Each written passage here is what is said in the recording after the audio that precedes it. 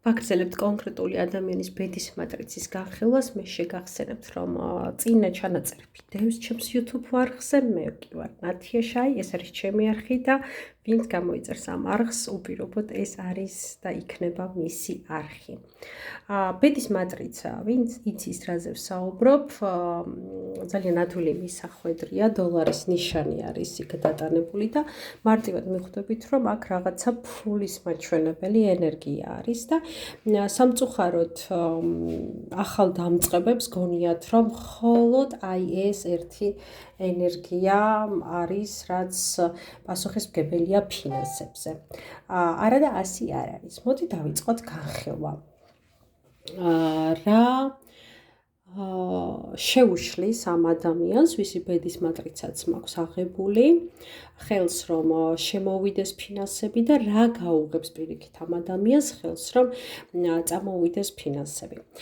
ეს არის მისი შინაგანი ესთეტიკა, მისი შინაგანი ბუნება და ამ ბუნებას ქვია სიყვარული, ამ ბუნებას ქვია ურთიერთობა, ამ ბუნებას ქვია სილამაზე. მაშ ასე.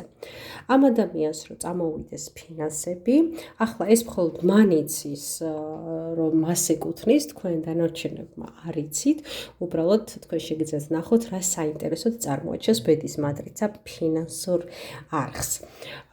ამ ადამიანს აუცილებლად აქვს სიყვარულის ძალიან დიდი მოთხოვნილება, ამის რესურსი, მაგრამ უნდა გაითვალისწინოს.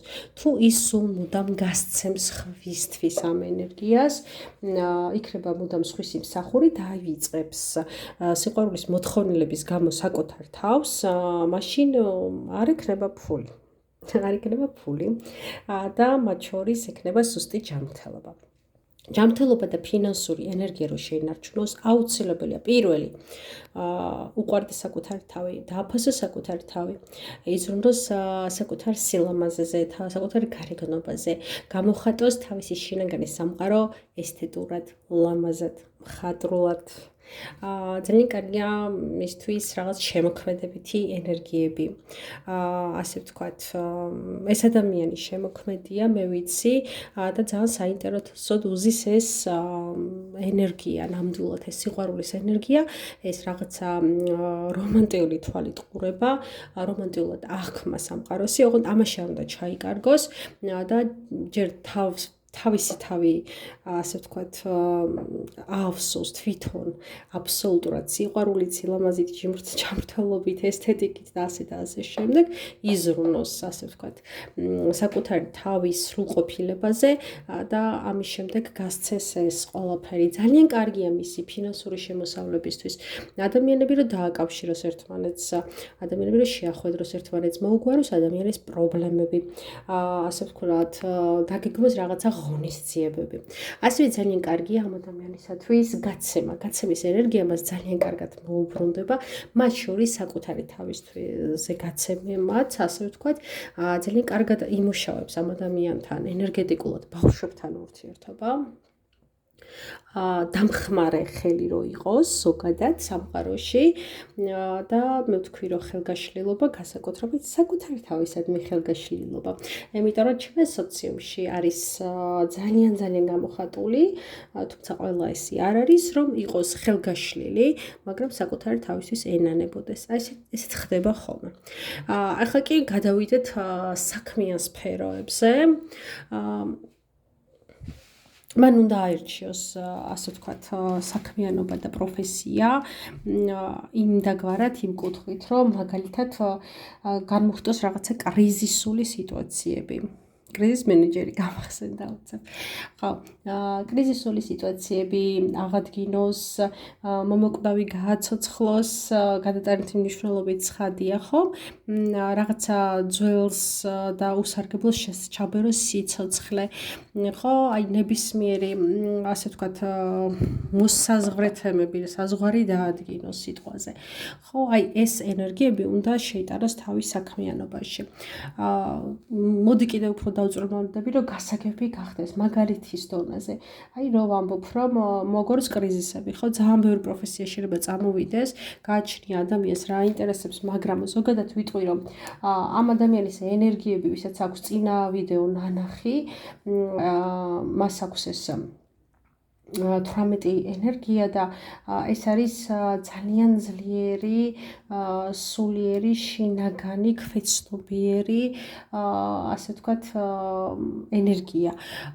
ეს ადამიანი არის ძალიან ღრმა, ცოტა სენტიმენტალური, ცოტა სევდიანი, მინორული, კი ბატონო, და ამ 13-მა არ ჩაძიროს, გაიხსენოს, რომ მისი, ასე ვთქვათ, ღმერთმა ურთიერთობის ენერგია არის იმპერატორული, ანუ მას შესწევს ამ დაბალი, ნაზი, თბილი ენერგიების თან ერთად არსებობა ძალიან ძლიერი, მამაცური, გამბედავი, ყოვლისშემძლე ენერგიის. ანუ მან უნდა აერჩიოს ისეთი პროფესია, სადაც არის კრიზისი, სადაც რაღაცა კვდება, ინგრევა, თავდება და მას სული ჩაბეროს. მაგალითისთვის ვამბობ, აი აბსოლუტურად მაგალითისთვის, მაგალითად გადასაგდები ნივთები, რომ მოიაქვთ ადამიანებს, რესტავრაციას უკეთებენ და ძალიან მაგარ ავეჯად აქცევენ. მაგალითად ამ ადამიანს არ აქვს არანაირი კავშირი მედიცინასთან, მაგრამ ვიტყვი უბრალოდ 13 ენერგიის მაგალითად, თუ სხვა ენერგიებიც ხელს უწყობს, რომ აი იმუშაოს რეანიმაციაში, ანუ მომაკვდავ ადამიანებთან, რომელთაც სიცოცხლე ჩაბეროს. ძალიან კარგია, ისე მოდი სამედიცინოს მაგალითს ვიტყვი და გადავალ სხვა მაგალითებზე, აი მეიანად მუშაობა, იმიტომ რომ აქაც ასე ვთქვათ, კრიზისი არის და სიცოცხლის მობრუნება. ანუ შეიძლება იყოს უბრალოდ რაღაც კომპანიაში კრიზის მენეჯერი, ან ჩაფლულ, ჩაშვებულ, ასე ვთქვათ, გაკოტრებას პირას მყოფ საქმე, რომელიც უნდა ამოსწიოს და გააკეთოს. სიტყვაზე ვაჭრობაში ამოყიდოს ის, რაც აღარ იყიდება და ასე შემდეგ. ეს მაგალითები, რომ ამ ადამიანმა გაიგოს და გაითავისოს, სად მუშაობს მისი ენერგია. ხოლო ძირითადი ფინანსური არხი, ასე ვთქვათ, ანუ წამოვა იმ საქმიანობიდან გამომდინარე, წამოვა 5 ენერგიაში და მინდა ხაზი გაუსვა, რომ ამ ადამიანს კარმის შოლტშიც აქვს 5 ენერგია. და რა არის ეს? რა უნდა ამუშაოს მან? ნახე, აუცილებლად ამ ადამიანს მიეცემა თუ სწორად ჩასვავს ამ ენერგიებს, მიეცემა საშუალება, რომ მართოს რაღაცა, ასე ვთქვათ, ნახე, შეიძლება იყოს პატარა 4-კაციანი, ასე ვთქვათ, ოთახი, ოფისი, შეიძლება იყოს ძალიან პატარა დეპარტამენტი სიტყვაზე, ან რაღაცა ძალიან პატარა საქმე, ოღონდ იქ უნდა იყოს თვითონ მართველი, იქ უნდა განაგოს თვითონ, იქ უნდა მოაგვაროს თვითონ. აი ასეთ შემთხვევაში, ანუ კრიზისული სიტუაციებში, სადაც თვითონ იქნება პასუხისმგებელი, ასე ვთქვათ, ძალიან კარგია ფინანსური მუშაობისთვის. ცხადია ამ ენერგიების გათვალისწინებით, ხო? ასევე ცოდნის შეძენა, სწავლა, განვითარება უნდა იყოს ამ ადამიანის თავდები და ამ ცოდნის გაზიარება. საქმიანობა, სადაც იქნება იერარქია, ანუ უფროსი, უმცროსი და ასე შემდეგ, იერარქიები იქნება. საქმიანობა, სადაც აუცილებელი იქნება, რომ მოაწესრიგოს, ანუ უნდა გქონდეს აუცილებლად მოწესრიგებული ყველა დოკუმენტი, ყველა საბუთი ზედმიწევნით, თორემ ეს ის ენერგია, რომელიც არ პატიობს პატარა გადაცდომასაც კი, საქმე, სადაც ექნება თავისი მაგიდა და ეს მაგიდა უნდა იყოს ზედმიწევნით მოწესრიგებული, თითქოს უცნაურ ამას ვამბობ, მაგრამ ეს ფულთან არის კავშირში ამ ადამიანთან და არა ყველასთან და ასე ვთქვათ, საქმიანობა, სადაც მას კითხავენ რაღაცას და მან ეს გამოცდილება თუ ცოდნა უნდა გააზიაროს, აუცილებლად გააშუქოს, აუცილებლად დააკვალიანოს, აუცილებლად, ასე ვთქვათ, თავისი ქვემდგომები. რა დააბალანსებს ამ ფინანსურ ნაკადს თავის, ასე ვთქვათ, პირად ურთიერთობასთან, ანუ რა იქნება ბალანსი და არ აყირავებს, ხო გინახეთ ადამიანი, რომ აი ფულში ძალიან მაგრად და პირადი არ გამომდის, ან პირადი მაქვს სასწაული და ფინანსები და კარიერა არ გამომდის. ეს ბალანსი არის ენერგია 10 და ეს იმას ნიშნავს, რომ აბსოლუტურად ამ ადამიანის მოქმედებაზე და განწყობაზე იქნება ეს ყველაფერი. ანუ რას გულისხმობ? მოეთხოვება ხასქასმით პოზიტიურობა, იმედი,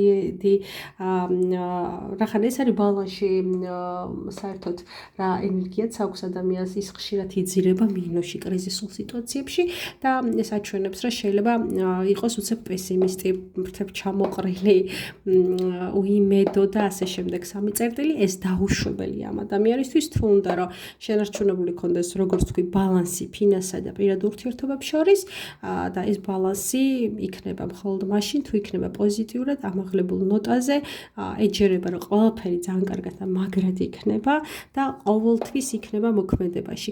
უმოქმედობა და არა, აი მოდი დაველოდები თვითონ დაალაგდეს ყველაფერი, ღმერთი რასაც მომცემს, როგორც მოგვარდება, როგორც ის სხვა გადაწყვეტს, არა.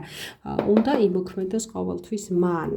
აი ესეთი არის ამ კონკრეტული ადამიანის ფინანსური თემები, რაც მინდოდა მისთვის მეთქვა ინფორმაცია.